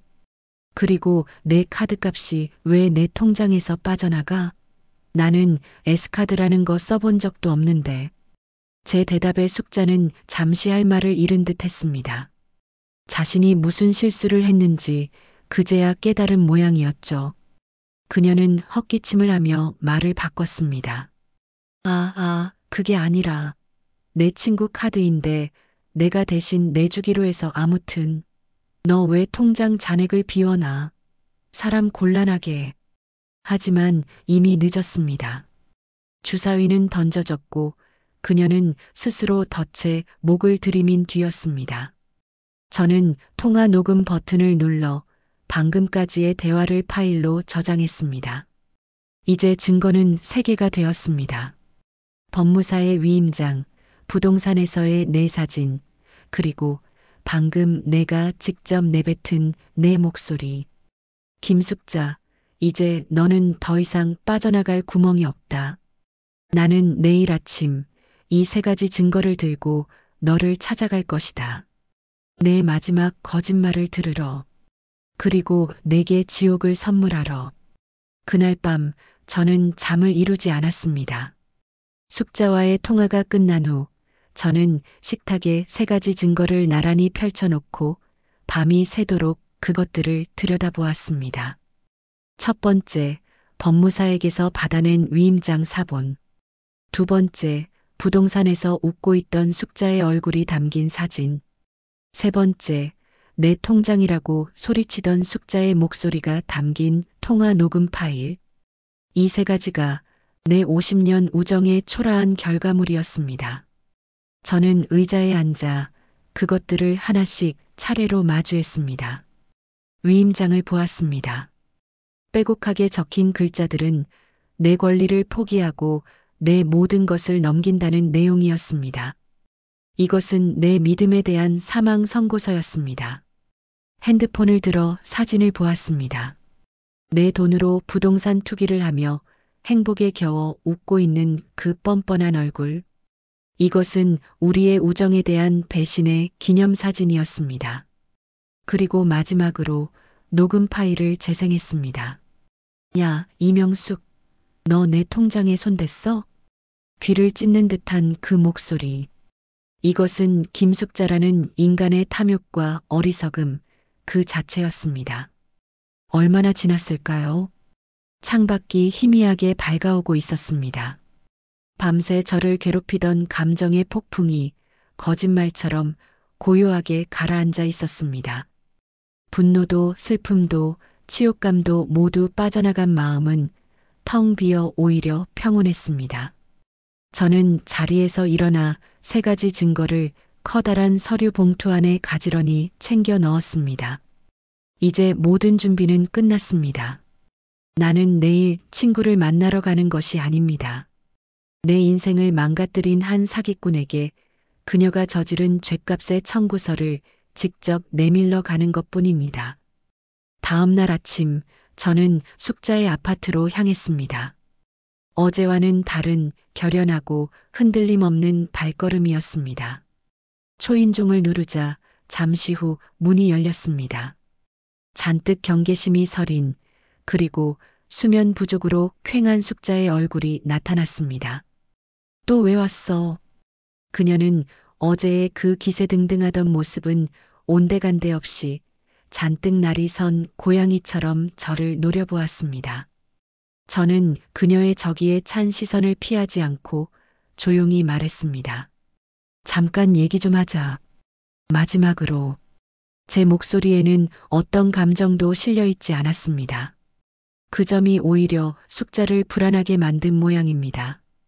그녀는 잠시 망설이다 마지못해 저를 안으로 들였습니다. 저는 숙자가 권하는 소파에도 앉지 않았습니다. 그녀의 집 거실 그 한가운데에 버티고 섰습니다. 그리고 어젯밤 내가 밤새도록 들여다보았던 그 서류 봉투를 열었습니다. 저는 탁자 위에 증거들을 하나씩 순서대로 내려놓았습니다. 마치 패를 보여주는 타짜처럼 천천히 그리고 정확하게. 이건 내가 내 도장을 훔쳐다 내 모든 권한을 넘긴다는 위임장을 만든 증거. 위임장 사본을 본 숙자의 얼굴이 살짝 굳었습니다. 저는 멈추지 않고 핸드폰을 꺼내 사진을 보여주었습니다. 이건 그 돈으로 부동산에 투기하며 행복해하던 내 얼굴이 담긴 증거. 숙자의 입술이 바싹 마르는 것이 보였습니다. 저는 마지막으로 핸드폰의 녹음 파일을 재생했습니다. 야, 이명숙, 너 내 통장에 손댔어? 자신의 멍청하고도 광기 어린 목소리가 거실에 울려 퍼지자 숙자의 얼굴에서 마침내 핏기가 완전히 가셨습니다. 그녀의 두 눈이 공포로 흔들리기 시작했습니다. 아, 이제야 깨달은 모양이구나. 자신이 얼마나 완벽하게 내 덫에 걸려들었는지를. 숙자는 결국 그 자리에 털썩 주저앉았습니다. 그녀는 더 이상 소리치지도 변명하지도 못했습니다. 저는 그런 그녀를 차갑게 내려다보며 마지막 선고를 내렸습니다. 이제 내게 주는 선택지는 두 가지야, 숙자야. 첫 번째, 내일 아침 해가 뜨기 전까지 내 통장에 5천만 원을 돌려놓고 이 모든 증거를 가지고 나와 함께 경찰서에 가서 자수해. 두 번째는 내가 이 모든 증거를 들고 금융감독원과 경찰서, 그리고 내가 아는 모든 사람에게 찾아가는 거야. 내 아들과 며느리에게도. 선택은 내가 해. 나는 대답을 듣지 않고 그 집을 나왔습니다. 더 이상 그 여자의 목소리를 듣고 싶지 않았기 때문입니다. 문을 닫고 돌아서자 눈부신 아침 햇살이 제 얼굴 위로 쏟아져 내렸습니다. 길고 길었던 밤이 드디어 끝난 것이었습니다. 숙자의 집을 나온 발걸음은 조금도 무겁지 않았습니다. 오히려 평생의 숙제를 끝마친 것처럼 후련했죠. 하지만 저는 집으로 돌아와서도 쉬지 않았습니다. 감상에 젖어 있을 때가 아니었습니다. 이제부터는 차가운 이성으로 감정 없는 기계처럼 움직여야 했습니다. 숙자가 내게서 훔쳐간 돈과 명예를 되찾기 위한 마지막 반격의 준비를 시작해야 했죠. 제일 먼저 한 일은 박지원 씨에게 전화를 건 것이었습니다. 박지원 씨, 접니다. 이명숙. 네, 방금 그 여자를 만나고 오는 길입니다. 저는 담담하게 상황을 설명했습니다. 세 가지 증거를 내밀고 최후 통첩을 하고 왔다고. 제 말을 듣던 박지원 씨가 차분하게 말했습니다. 어머님, 정말 잘하셨어요. 이제 감정적으로 대응하실 필요는 없습니다. 그 여자가 돈을 보내오든 연락해서 울고불고 매달리든 흔들리지 마세요. 어머님은 어머님의 계획대로만 움직이면 됩니다. 네. 그래서 말인데 정식으로 신고를 진행하려고 합니다. 어디서부터 어떻게 시작해야 할지 조언을 좀 구하고 싶어서요. 순서가 중요해요. 먼저 금융감독원 홈페이지에 들어가서 금융민원으로 명의도용 피해 사실을 접수하세요. 어머님이 가지고 계신 증거들을 전부 파일로 만들어서 첨부하셔야 합니다.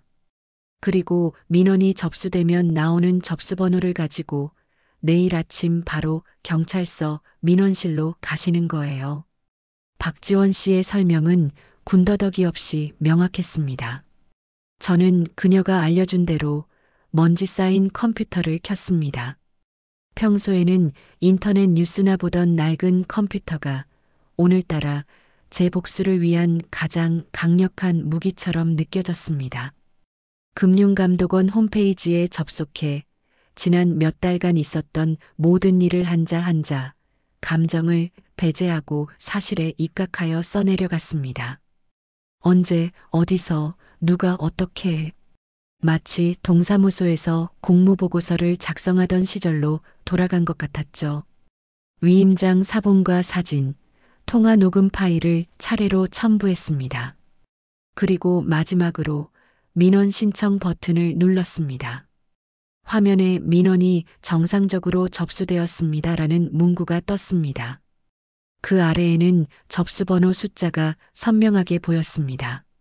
저는 그 접수번호를 수첩 맨 앞장에 잊어버리지 않도록 큰 글씨로 꾹꾹 눌러 적었습니다. 이것이 내가 내일 경찰서에 들고 갈 또 하나의 서슬 퍼런 무기였습니다. 나는 밤새 입고 갈 가장 단정하고 깨끗한 옷을 미리 챙겨두고 증거들이 담긴 서류 봉투를 다시 한번 확인했습니다. 내일은 김숙자에게 주어진 마지막 유예 기간이 끝나는 날이자 내 지옥 같던 과거와 완벽하게 이별하는 새로운 인생의 첫날이 될 것이었습니다. 다음 날 아침이 밝았습니다. 해가 뜨기 전 숙자에게 주었던 유예 기간의 마지막 순간, 저는 잠에서 깨자마자 습관처럼 핸드폰의 은행 앱을 확인했습니다. 역시나 통장 잔액에는 아무런 변화가 없었습니다. 5천만 원은 들어오지 않았습니다. 숙자는 결국 제 마지막 제안을 걷어찬 것입니다. 오히려 괜찮다고 생각했습니다. 그녀가 돈을 보내왔다면 어쩌면 내 마음이 아주 조금은 흔들렸을지도 모를 일이니까요. 이제는 그럴 여지조차 사라졌습니다.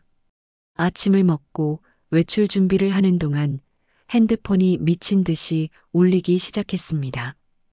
발신인은 전부 김숙자. 저는 잠시 화면을 내려다보다가 아무렇지 않게 거절 버튼을 눌렀습니다. 곧이어 문자가 여러 통 날아왔습니다. 명수가 제발 전화 좀 받아봐. 내가 다 잘못했어. 무릎이라도 꿇을게. 한 번만 만나줘. 저는 그 문자들을 읽지도 않고 삭제해버렸습니다. 이제 와서 하는 저런 행동은 그저 자신의 파멸을 조금이라도 늦춰보려는 값싼 연극일 뿐이라는 것을 알기 때문이었습니다. 심리전은 이미 어제부로 끝났습니다. 그리고 그 승자는 바로 저였습니다. 저는 어젯밤 미리 챙겨둔 가장 단정하고 깨끗한 옷으로 갈아입었습니다. 그리고 증거가 담긴 서류 봉투와 금융감독원 민원 접수번호를 적은 수첩을 들고 집을 나섰습니다. 오늘의 목적지는 경찰서였습니다. 경찰서 민원실의 공기는 차갑고 건조했습니다. 저는 번호표를 뽑고 제 차례를 기다렸습니다. 마침내 제 번호가 불리고 저는 창구에 앉아있는 젊은 경찰관 앞에 섰습니다. 어떻게 오셨습니까? 명의도용 및 사기 혐의로 고소장을 접수하러 왔습니다. 제 목소리는 떨리지 않았습니다. 어제 금융감독원에 먼저 관련 민원을 접수했고 이게 그 접수번호입니다. 저는 수첩을 펴서 접수번호를 보여주었습니다. 제 침착하고 체계적인 태도에 경찰관의 눈빛이 조금 바뀌는 것을 느낄 수 있었습니다. 접수되었습니다. 담당 형사가 배정되는 대로 연락드릴 겁니다. 경찰관이 고소장 접수증을 건네주었습니다. 저는 그 얇은 종이 한 장을 받아들고 자리에서 일어나 정중하게 고개를 숙였습니다. 경찰서를 나오자 해가 머리 위 중천에 떠 있었습니다. 나는 손에 쥔 접수증을 단단히 움켜쥐었습니다. 이제 모든 공은 김숙자와 대한민국 법률 시스템에 넘어갔습니다. 나는 내가 할 수 있는 모든 것을 했습니다. 이제부터는 심판의 시간을 기다리는 일만 남았습니다. 경찰서에 고소장을 접수하고 나온 며칠 동안 세상은 이상할 만큼 고요했습니다. 숙자에게서는 더 이상 전화도 문자도 오지 않았습니다. 마치 폭풍 전야처럼 모든 것이 숨을 죽이고 있는 듯 했죠. 저는 매일 아침 집안을 쓸고 닦았습니다. 흐트러졌던 내 일상을 내 손으로 다시 정돈하고 싶었습니다. 먼지를 닦아내고 제자리를 잃었던 물건들을 바로 놓으며 저는 무너졌던 내 마음을 다시 일으켜 세우고 있었습니다. 그러던 어느 날 오후였습니다.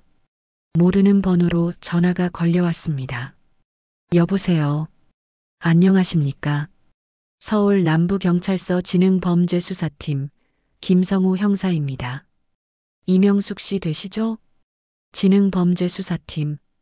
그 단어를 듣는 순간 제 손에 들려있던 걸레에서 물이 뚝뚝 떨어졌습니다. 아, 네. 맞습니다. 접수하신 명의도용 및 사기 사건 관련해서 피고소인 김숙자 씨에게 1차 출석 요구서를 발송했습니다. 조만간 소환 조사가 시작될 예정입니다. 참고인 조사가 필요할 시 다시 연락드리겠습니다. 형사의 목소리는 감정 없이 건조했습니다. 그는 그저 하나의 사건 파일을 처리하는 공무원의 말투였죠. 전화를 끊고 나서 저는 한동안 그 자리에 서 있었습니다. 그날 저녁 또다시 전화가 걸려왔습니다. 이번에는 동창 모임의 친구였습니다. 여보세요, 명수가. 너 혹시 숙자랑 무슨 일 있었니? 친구의 목소리는 잔뜩 흥분해 있었습니다. 방금 숙자한테서 전화가 왔는데 애가 거의 제정신이 아니더라. 경찰서에서 출석 요구서가 날아왔다고 울고불고 난리야. 너한테 무슨 사기를 쳤다는데 이게 대체 무슨 소리니, 명수가. 진실이 드디어 세상 밖으로 터져나오기 시작한 것입니다. 나는 전화기 너머로 들려오는 친구의 놀란 목소리를 들으며 조용히 창밖을 바라보았습니다. 시작된 것이다. 내가 쏘아 올린 작은 공이 이제 거대한 눈덩이가 되어 김숙자의 거짓된 세상을 향해 맹렬하게 굴러가기 시작했다. 이제 내가 할 일은 그저 그 눈덩이가 그녀의 모든 것을 어떻게 무너뜨리는지 조용히 지켜보는 것뿐이었다. 그날 이후 제 전화기는 쉴 틈이 없었습니다. 동창들에게서 옛 동네 친구들에게서 번갈아 가며 전화가 걸려왔습니다. 어떤 친구는 제게 사실이냐고 캐물었고 어떤 친구는 아무리 그래도 50년 친구를 경찰에 신고하느냐며 저를 나무랐습니다. 또 어떤 친구는 그동안 혼자 얼마나 힘들었겠냐며 제 편을 들어주었죠. 저는 그 모든 전화에 감정을 배제하고 똑같이 대답했습니다. 경찰에서 조사 중인 사안이라 내가 길게 말하기는 어렵구나.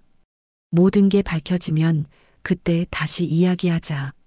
세상의 모든 평판과 뒷말들로부터 저는 제 자신을 그렇게 지켜냈습니다. 그렇게 며칠이 지난 늦은 밤이었습니다. 누군가 현관문을 미친 듯이 두드렸습니다. 저는 인터폰 화면을 확인하고 잠시 숨을 멈췄습니다. 화면 속에는 완전히 무너진 모습의 김숙자가 서 있었습니다. 저는 문을 열지 않았습니다. 대신 현관문 잠금쇠를 걸어둔 채 아주 조금만 문을 열었습니다. 그 좁은 틈새로 숙자의 절규가 새어나왔습니다. 명수가, 내가 잘못했다. 제발 고소만은 취하해줘. 응? 내가 평생 내 종처럼 살게. 내가 시키는 건 뭐든지 다 할게. 제발 내 인생 여기서 끝나게 하지 말아줘. 숙자는 문틈으로 손을 뻗으며 제 바짓가랑이라도 붙잡을 것처럼 애원했습니다. 하지만 그녀의 그 비참한 모습을 보면서도 제 마음은 조금도 흔들리지 않았습니다. 이미 늦었다, 숙자야. 제 목소리는 차갑고 단단했습니다. 내가 무너뜨린 건 내 돈만이 아니야. 내 인생은 내가 저지른 행동에 대한 책임을 지면서 스스로 다시 일으켜 세워. 그리고 다시는 내 앞에 나타나지 마라. 저는 그 말을 끝으로 무섭게 문을 닫아버렸습니다. 다음 날 아침 김성우 형사에게서 전화가 걸려왔습니다. 그의 목소리는 그 어느 때보다 심각했습니다. 이명숙 선생님, 김숙자 씨에 대한 조사를 진행했는데 저희가 추가로 발견한 사실이 있습니다. 이즈캐피탈 대표와 김숙자 씨가 공모해서 선생님 명의뿐만 아니라 다른 노인분들 여러 명의 명의를 도용해 불법 대출을 일으킨 정황이 포착됐습니다. 이건 단순 사기가 아니라 노인들만 노린 계획적이고 조직적인 범죄입니다. 조직적인 범죄. 그 말을 듣는 순간 저는 숙자에게 마지막으로 남았던 아주 작은 연민의 감정마저 부끄러워졌습니다. 그녀는 그저 내 친구를 배신한 것이 아니었습니다. 그녀는 이 세상에 힘없고 약한 모든 노인들을 상대로 조직적인 사냥을 하고 있었던 겁니다. 이 싸움은 더 이상 나 혼자만의 복수가 아니게 되었습니다. 형사의 마지막 말은 제 머리를 망치로 한 대 얻어맞은 듯한 충격으로 다가왔습니다. 조직적인 범죄. 나뿐만이 아니라 나와 같은 다른 힘없는 노인들이 그들의 먹잇감이었다는 사실. 그 순간 김숙자를 향했던 내 모든 개인적인 감정들이 하얗게 날아가 버렸습니다. 이것은 더 이상 친구와 나의 문제가 아니었습니다. 사회의 악과 그 악에 맞서 싸워야 했던 한 시민의 문제였습니다. 내 복수는 이제 나 혼자만의 것이 아니게 되었습니다. 시간이 얼마나 흘렀을까요? 일주일 혹은 열흘쯤 지났을까? 다시 김성우 형사에게서 전화가 걸려왔습니다. 그의 목소리는 이전보다 조금은 부드러워져 있었습니다. 이명숙 선생님, 김성우 형사입니다. 수사 결과가 나와서 알려드립니다. 피의자 김숙자 씨와 이지캐피탈 대표는 상습사기 및 금융실명법 위반, 사문서 위조 등의 혐의로 어젯밤 구속 수감되었습니다. 구속. 두 사람 다 범행 대부분을 시인했습니다. 이 모든 게 가능했던 것은 선생님께서 처음에 용기를 내어 신고해 주시고 또 결정적인 증거들을 제공해 주셨기 때문입니다. 덕분에 저희가 다른 피해자분들을 찾는 데에도 큰 도움이 됐습니다.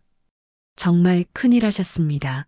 전화를 끊고 나서 저는 그 자리에 한참을 서 있었습니다. 그리고 저도 모르게 눈물이 터져 나왔습니다. 하지만 그건 더 이상 슬픔이나 분노의 눈물이 아니었습니다. 내 어깨를 몇 달 동안 짓누르던 거대한 바위가 드디어 산산조각이 나 사라져버린 것만 같은 그런 시원한 해방감의 눈물이었습니다. 나는 천천히 집안을 둘러보았습니다. 그리고 집안의 모든 창문을 활짝 열었습니다. 상쾌한 바깥 공기가 집 안으로 밀려 들어왔습니다. 마치 내 마음속에 쌓여있던 묵은 먼지와 그 지독했던 모든 감정들이 시원한 바람을 타고 저 멀리 날아가 버리는 것 같았습니다. 길고 길었던 싸움이 드디어 끝났습니다. 이제 오롯이 나 자신만을 위한 삶을 다시 살아갈 시간이었습니다. 모든 것이 끝나고 계절이 한번 바뀌었습니다. 지독했던 여름이 지나고 하늘이 높아지는 가을이 찾아왔습니다. 저는 다시 예전의 일상으로 돌아왔습니다. 아침이면 공원을 산책하고 오후에는 좋아하는 라디오를 들으며 뜨개질을 했습니다. 제 삶은 다시 평온해졌습니다. 하지만 이전과는 조금 다른 평온이었습니다. 그 안에는 시련을 겪고 난 사람만이 가질 수 있는 단단함이 자리 잡고 있었습니다. 어느 날 오후 우편함에 꽂힌 편지 한 통을 발견했습니다. 신용정보원에서 온 우편물이었습니다. 예전 같았으면 가슴이 철렁 내려앉았겠지만 저는 이제 아무렇지도 않게 그 편지를 집으로 들고 와 뜯어보았습니다. 신용회복 알림 이명숙님의 신용등급이 1등급으로 상향 조정되었습니다. 명의도용 피해 사실이 인정되어 과거의 연체 기록이 모두 삭제되었음을 알려드립니다. 1등급. 제가 평생을 지켜왔던 바로 그 숫자였습니다. 잃어버렸던 내 이름을, 내 얼굴을 완전히 되찾은 기분이었습니다. 지난 몇 달간의 끔찍했던 일들이 마치 어젯밤에 꾼 지독한 악몽처럼 아득하게 느껴졌습니다. 김숙자라는 이름은 이제 내 마음속에서 아무런 파문도 일으키지 않았습니다. 그저 내 인생의 한 페이지를 더럽혔던 희미한 얼룩일 뿐이었습니다. 저는 그 신용회복 통지서를 지난 싸움의 증거들이 담긴 서류 봉투가 아닌 제 보험 증서와 연금 증서가 들어있는 가장 중요한 서랍 안에 고이 넣어두었습니다. 그것은 내 승리의 증표이자 새로운 인생의 출생 증명서와도 같았습니다. 그리고 저는 핸드폰을 들었습니다. 지난 몇 달간 어둡고 외로운 터널 속에서 유일하게 내 손을 잡아주었던 그 사람에게 이 기쁨을 가장 먼저 알려주고 싶었습니다. 저는 박지원 씨에게 전화를 걸었습니다.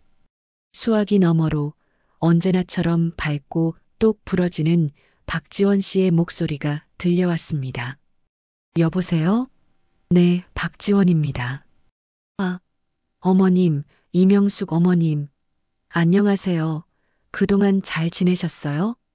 그녀의 목소리에는 가식이 없는 진심 어린 반가움이 묻어 있었습니다. 저는 그 목소리를 듣는 것만으로도 마음이 따뜻해지는 것을 느꼈습니다. 네, 지원 씨. 덕분에요. 아주 잘 지내고 있어요. 다름이 아니라 방금 신용등급 회복됐다는 통지서를 받았어요. 다시 1등급으로요. 와, 정말요? 정말 다행이에요. 어머님, 축하드려요. 고맙다는 말 꼭 하고 싶어서요. 지원 씨 아니었으면 전 아마 아직도 그 어둡고 캄캄한 방 안에서 혼자 울고만 있었을 거예요. 내 인생을 다시 찾아준 은인이에요. 제 진심 어린 말에 박지원 씨는 손사래를 쳤습니다. 에이, 아니에요, 어머님. 제가 한 일은 별로 없는걸요. 모든 건 어머님께서 스스로 용기를 내셔서 당당하게 맞서 싸워 이겨내신 거죠. 제가 본 그 어떤 분보다 어머님은 강한 분이세요. 강한 사람. 그 칭찬이 지난 모든 고통을 보상해주는 것처럼 달콤하게 느껴졌습니다. 저는 더 이상 나약하고 어리석었던 과거의 내가 아니었습니다. 아니에요. 지원 씨는 내게 단순한 은행원이 아니라 가장 힘들 때 손을 내밀어준 귀인이에요. 혹시 이번 주말에 시간 괜찮아요? 내가 아주 맛있는 밥 한 끼 꼭 대접하고 싶은데. 네, 어머님. 좋아요. 시간 비워둘게요. 저야말로 영광이죠. 나는 그 작은 꽃망울을 보며 아주 오랜만에 소리를 내어 웃었습니다. 쓴웃음도 헛웃음도 아니었습니다. 가슴속 깊은 곳에서부터 따뜻하게 우러나오는 진짜 웃음이었습니다. 내일 아침이면 저 꽃망울이 활짝 피어나겠지요. 그리고 내 인생도 저 꽃처럼 다시 활짝 피어날 겁니다. 다음 날 아침 잠에서 깨어 가장 먼저 창가로 향했습니다. 밤사이 무슨 일이 있었던 걸까요? 어제까지만 해도 단단히 닫혀있던 연두빛 꽃망울이 활짝 피어나 하얀 나비 같은 꽃잎을 자랑하고 있었습니다.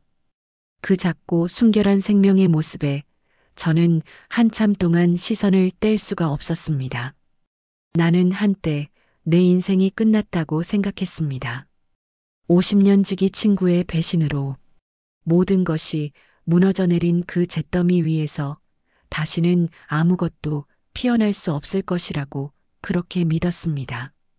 하지만 시련은 저를 무너뜨리는 대신 오히려 저를 더 단단한 사람으로 만들어 주었습니다. 사람을 맹목적으로 믿는 것이 얼마나 어리석고 위험한 일인지, 그리고 그 무엇보다 나 자신을 믿고 스스로의 힘으로 일어서는 것이 얼마나 중요한 일인지를 제게 뼈아프게 가르쳐 주었습니다. 다른 사람에게 기댄 평온은 한낱 모래성처럼 작은 파도에도 힘없이 무너지지만 내 두 발로 단단히 서서 내 안에서부터 세운 평온은 그 어떤 거친 폭풍 후에도 흔들리지 않는다는 것을 말입니다. 저는 따뜻한 차 한 잔을 타서 활짝 핀 난초 옆에 앉았습니다. 오늘 점심에는 박지원 씨를 만나 맛있는 식사를 할 겁니다. 그리고 다음 주에는 이런저런 핑계로 미뤄뒀던 동네 노래 교실에도 등록할 생각입니다. 높은 음자리표도 잘 모르지만 그냥 한번 부딪혀 볼 생각입니다. 제 인생은 끝나지 않았습니다. 그저 아주 조금 늦게 다른 모습으로 다시 시작되었을 뿐입니다. 활짝 피어난 저 하얀 난초처럼 어쩌면 내 인생의 가장 아름다운 순간은 50년 우정의 이름으로 건넸던 한 조각의 신뢰. 그 조각이 부메랑이 되어 내 삶을 파고들 줄은 몰랐습니다. 이 이야기가 누군가의 경고가 되기를, 또 누군가에겐 작은 용기의 불씨가 되기를 바랍니다. 이 드라마가 마음에 남았다면 구독과 좋아요로 함께 해주세요. 그 작은 클릭 하나가 또 다른 이야기의 시작이 됩니다. 다음 회차에서 다시 만나요.